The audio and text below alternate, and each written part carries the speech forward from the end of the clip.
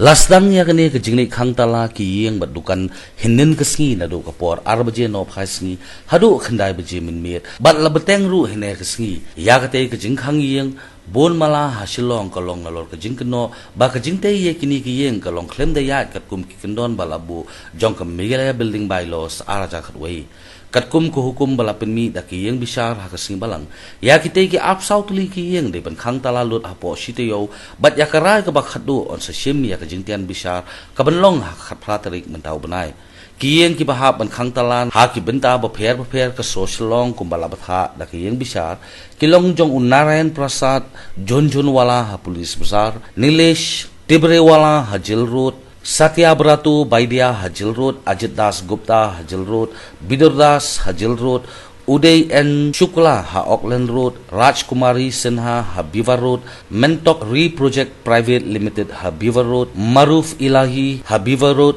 Berlin Kongshay Ha Laban, Mahindra Rapsang Ha Kiting Road, Saini Pala Ha Motinagar, Sanjeev Das Ha JS Road, Police Bazaar, Manchen Fincon Private Limited Ha Jil Road, Kenneth M. Lingdo Ha Beaver Road, Sanjay Junjunwala Ha Beaver Road, Modric Nongkendri Ha Bishop Cotton Road, BD Marbanyang Ha Damsenyong, Lambok Lang Melimngap Ha Motinagar, TA Soklet Ha Lomori, Allenwood Swear Ha Fire Brigade, Ka Islamia Secondary School, P. Dakar Halaban, Bat Nicholas Walang Ha Boise Road.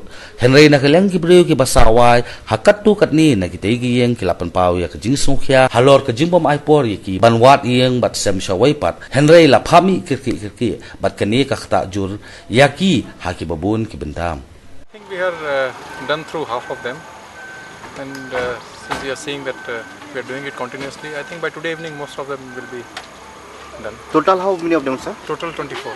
So this is only on part of the urban or outside urban, sir? No, it is within the urban area.